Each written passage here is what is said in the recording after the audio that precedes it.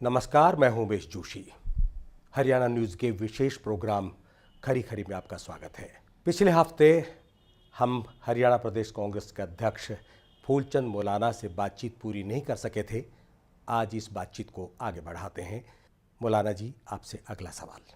आपकी जो दूसरी विरोधी पार्टी है इंडियन नेशनल लोकदल, उसको आप किस तरह से आंक रहे हैं? देखिए, इंडियन नेशनल लोकदल भी पारिवारिक पार्टी है। चौधरी देवीलाल के बाद उनका बेटा ओम प्रकाश, अब ओम प्रकाश के बाद उनके बेटे। इसको तो ऐसे मानते हैं लोग हरियाणा के, Devilal and sons and grandsons private limited. लेकिन लोगों को वो काफ़ी गुमराह करते हैं।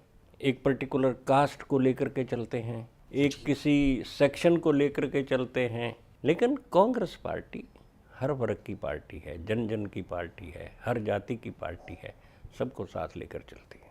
बट आपके हिसाब से वो परिवार की पार्टी है, Devilal and sons and grandsons private limited.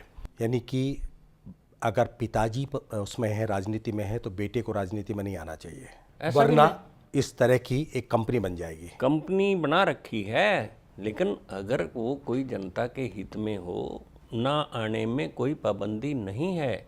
लेकिन गुमराह ना करें जनता को। कोई झूठे वायदे करके गुमराह करते हैं और झूठ बोल करके सत्ता प्राप्ति के बाद फिर लोगों को लूटते हैं और ठगते हैं। तो इस प्रकार की बातों से लोगों को समझना चाहिए और बचना चाहिए। अगर जनता गुमराह होना चाहे तो आप क्या कहेंगे? देखिए, जनता गुमराह होना चाहे तो हम उनको समझाने की कोशिश करेंगे, लेकिन आप समझा नहीं पा रहे हैं। कई जगह कामयाब होते हैं, कई जगह नहीं होते। इसलिए 9 सीटों से उठकर वो 31 पर पहुंच गए। जी, वो कई कारण होते हैं, मैनेजमेंट की बातें होती हैं। कई जो जैसे कांग्रेस पार्टी है, उनकी कई बातों के कारण भी हो जाते हैं, लेकिन आइंदा ऐसा नहीं है। आपकी सीटें घटने के आप क्या कारण मानते हैं? मैंने बताया ना कि सीटें घटने के कारण एक तो आप भी समझते हैं कि कई बार एंटी इनकम्बेंसी, कई बार रॉन्ग एलोकेशन ऑफ टिकट, और कई बार जैसे मैंने आपको कहा कि वो दूसरे लोगों को गुमराह करने में कामयाब हो जाते हैं। That is the cause. Wrong allocation of tickets, ये बहुत अहम बात कही है आपने। बहुत है ही अहम मुद्दा है।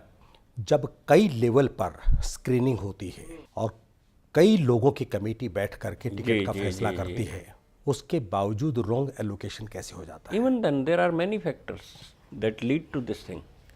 उसके बाद भी हो जाते हैं। आपकी एक बहुत बड़ी नेता ने, जो केंद्र में मंत्री भी रह चुकी हैं, उन्होंने एक बार आरोप लगाया था कि कांग्रेस में टिकट बिकते हैं। क्या आप मानते हैं? नहीं, गलत है। ये दूसरी पार्टियों पे तो लागू हो सकता है, यहाँ ऐसा नहीं है।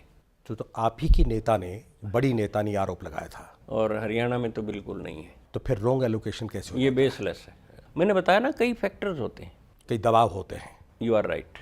और दबाव में अगर आप टिकट देंगे तो सीटें 60 से घटकर 40 हो जाएंगी। हो गया, ऐसे ही हुआ। आगे भी अगर इसी तरह से दबाव में टिकट का बंटवारा हुआ तो आप क्या मानते हैं? देखिए, कोशिश की जाएगी कि ऐसा ना हो, सही टिकटों का बंटवारा हो, ठीक आवंटन हो। और हालात भी ऐसे हैं आज प्रांत में कि हरियाणा तीसरी बार फिर सरकार बनाएगी कांग्रेस पार्टी। मौलाना जी, कोशिश पिछली बार भी हुई थी कि सीटों का बंटवारा, टिकटों का बंटवारा सही ढंग से हो, लेकिन नहीं हो पाया। इस बार भी आप कोशिश करेंगे और कोशिश में नाकाम रहे तो? चेष्टा रहेगी कि नाकाम ना रहे, लेकिन दबाव तो रहेंगे। देखिए, उनका सामना करेंगे।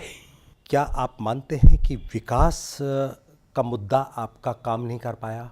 देखिए, विकास एक बहुत अहम मुद्दा है और विकास के आधार पर पार्टी को जीत भी मिलती है। विकास बहुत हुआ, इतना हुआ कि जिसकी कोई मिसाल नहीं है, लेकिन उसके बावजूद भी कई फैक्टर ऐसे हुए कि कई जगह उस विकास को बरतरफ कर दिया गया। क्यों कर दिया गया? जनता विकास को नजरअंदाज क्यों करती है? जनता का जजमेंट है, जनता का फैसला है। कई बातें होती हैं जो उनके ऊपर असर डाल देती हैं। क्या आप ये महसूस करते हैं कि इस बार भी विकास को नजरअंदाज कर देगी जनता? नहीं, मैं नहीं करता। लोग जो हैं इस बात को ध्यान में रखेंगे कि विकास बहुत अहम पहलू है। देखिए, आज गांव में आप देखते हैं सब गलियां पक्की, पीने के पानी का प्रबंध, बिजली का भी हो रहा है। ये बात अलग है कि कई बार कोई कारखाने बंद हो जाएं, कोयले की कमी हो जाए, लेकिन बिजली का प्रबंध करने के लिए 4-4 कारखाने लग रहे हैं, समुचित प्रबंध किया जा रहा है। पहले तो कोई लगा ही नहीं। जी। तो लोगों को इस बात का ध्यान है कि उनका असली अपना कौन है, पराया कौन है। इससे पिछली पारी में भी आपने ये सब काम किया था और आपने कहा कि लोगों ने नज़रअंदाज कर दिया, दूसरी पार्टियों ने जनता को गुमराह किया। जी इस बार आप और तेजी से काम कर रहे हैं, जी।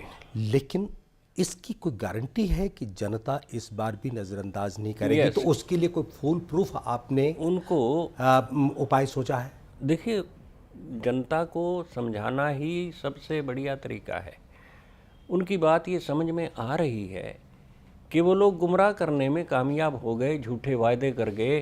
कांग्रेस ने तो इतना किया, हम इतना करेंगे, हम इतना माफ़ कर देंगे, ये कर देंगे, लोग चक्कर में आ गए। लेकिन इस बार हमें लगता है ऐसा नहीं होगा। हरियाणा में जाट राजनीति सबसे प्रबल है, मतलब मजबूत है। जो गैर जाट हैं वो एक अलग धड़ा बना करके राजनीति में उतर रहे हैं। तो जाट और गैर जाट दो हिस्सों में बंटकर अगर ये राजनीति चल रही है।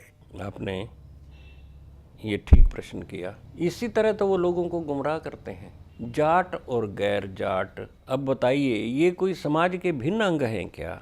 इस प्रांत में, इस देश में सभी बरादरियां रहती हैं, लेकिन लोगों को गुमराह किया जाता है कि जी ये जाट का हो गया, गैर जाट का नहीं हुआ। अब गैर जाट कोई कौम तो है नहीं, गैर जाट तो there are so many castes, कितनी बरादरियां हैं। तो ये गुमराह करने के तरीके हैं। हमारी सरकार, हमारे मुख्यमंत्री इस भाव से काम नहीं करते हैं, हर बरादरी को साथ लेकर चलते हैं। आप बेरोजगार युवकों को क्या संदेश देना चाहेंगे? देखिए, मैं बेरोजगार युवकों को ये कहना चाहूँगा कि वो मेहनत करें। नौकरियां हरियाणा सरकार ने बहुत दी हैं और बहुत सारी और भी नौकरियां निकलेंगी, उनमें अप्लाई करें, मेरिट में आएँ, नौकरियां भी लें और सरकार जो भत्ता उनको देती है उससे अपने कैरियर को और बढ़ाएं, अपनी काबिलियत को और बढ़ाएं और मेहनत करके अपने रोज़गार के साधन अपनाएं। बेरोजगारों की एक बहुत बड़ी फौज है हरियाणा में। जी, नौकरियां बहुत कम हैं, नौकरियां कम हैं। इस गैप को आप कैसे पाटेंगे? मैंने कहा ना कि वो मेहनत करें और स्वरोजगार भी अपनाएं।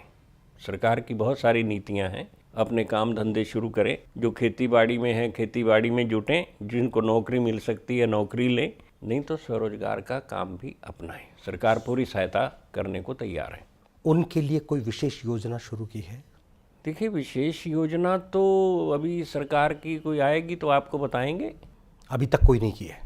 जो हैं वो चल रही हैं। नहीं, कोई बताइए कि कौन सी योजना है? नहीं, अभी विशेष योजना तो मैंने बताया ना कि स्वरोजगार की योजनाएं हैं और ये नौकरियां देने की योजना है, वो सब चल रही हैं। एक बेरोजगार आज ये फैसला करता है कि मुझे अपना कोई रोजगार शुरू करना है, जी, सरकार उसकी कैसे मदद करेगी? वो तय करे कि मैं क्या स्वरोजगार में क्या करना चाहता हूँ। उसके लिए इंडस्ट्री विभाग है और हैं, और उनको लोन भी दिए जाते हैं, सब्सिडी भी दी जाती है। उसको कार्य स्थापित करने के लिए पूरी सहायता सरकार करेगी। वक्त एक छोटे से ब्रेक का।